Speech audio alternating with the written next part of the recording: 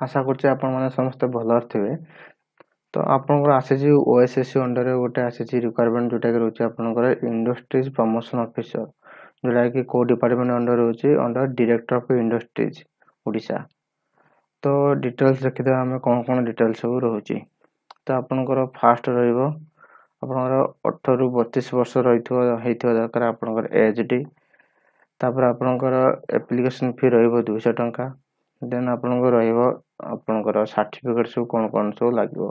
Certificate आपन लागिवो प्रथमे 10 certificate, then plus 2 marksheet certificate आ मार्कशीट, देन डिप्लोमा करथिबो कोटा इंजीनियरिंग रे तार सर्टिफिकेट आ marksheet, then degree in engineering certificate आ मार्कशीट।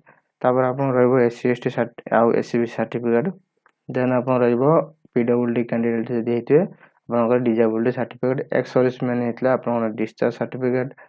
तो आपण निहाती भाव में आपको ओडिया गोटे पास कर दरकार एवं तार आपनकर सर्टिफिकेट था दरकार जोटा कि एटलिस्ट आप सप्तम श्रेणी ओडिया पास कर। यदि आप अधिक माने आपनकर एचएससी पास करथे ओडिया कोन सब्जेक्ट नै तो आपन सेटा वैलिड हेबो। तापर आपनकर रहउची लास्ट डेट आपन रहउची 16/8/2020 आपनकर लास्ट डेट रहउची। तो वैकेंसी को कैटेगरी केते पोस्ट अछि आपन टोटल 48 टी पोस्ट एडी देखते। एससी रे 5 टी, देन आपनकर एसटी रे 2 टी, एससीबी रे 2 टी, जनरल रे आपनकर 39 टी, ता मध्ये रे आपन देखते महिला पई 13 टी। तो ता व्यतीत आपन एक्सपेंशन पई गोटे, देन पीडब्ल्यू पई 2 टी, स्पोर्ट्स पर्सन पई गोटे रहउची।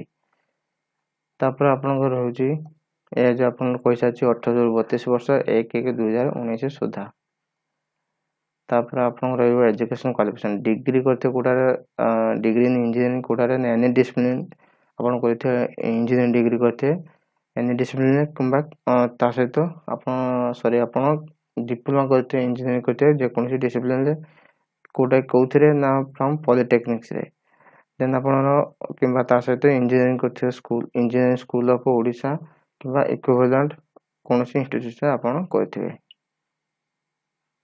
तब आपनकर ओडिया सर्टिफिकेट आपन पास करथार ओडिया सर्टिफिकेट एलिजिबल आपन रहइबो सिटीजन ऑफ इंडिया हेतिबे आपनकर ओडिया कहि पारथुबे लेखि पारथुबे पढि पारथुबे आपनकर गुड मोरल कैरेक्टर कंडक्ट था दरकार देन आपनकर गुड मेंटल कंडीशन भलो हेल्थ देन फिजिकल डिफेक्ट कोनसी नथिबो आपन सिंगल मैरिज करथे ओडिया लैंग्वेज जानि था सर्टिफिकेट।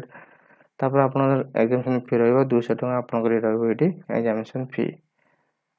तापर आपन लास्ट को आसुची वेरिफिकेशन बेले कोन सर्टिफिकेट नै जिवे सब एटी आपन डिटेल्स अछि जो सर्टिफिकेट ऊपर कहितली सेही सर्टिफिकेट। तापर आपन को रहइबो सिलेबस आ पैटर्न आपन स्टेज 1 स्टेज 2 आ भाया बस रे आपन को रहइबो आपन टेस्ट टी रहइबो। तापर आपन सिलेबस टी रहउची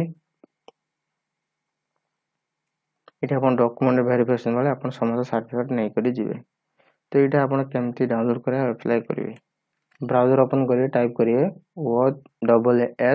ossc.gov.in टाइप कला पर आपने जे click here for online application एने कला पर आपने देखबते इंडस्ट्रियल प्रमोशन ऑफिसर एट लिखा जाय छै आपनकर इंडस्ट्रियल प्रमोशन ऑफिसर एटी आपन प्रथम रजिस्ट्रेशन करिया परे तापर आपन एटी क्लिक हियर पर क्लिक करिवे।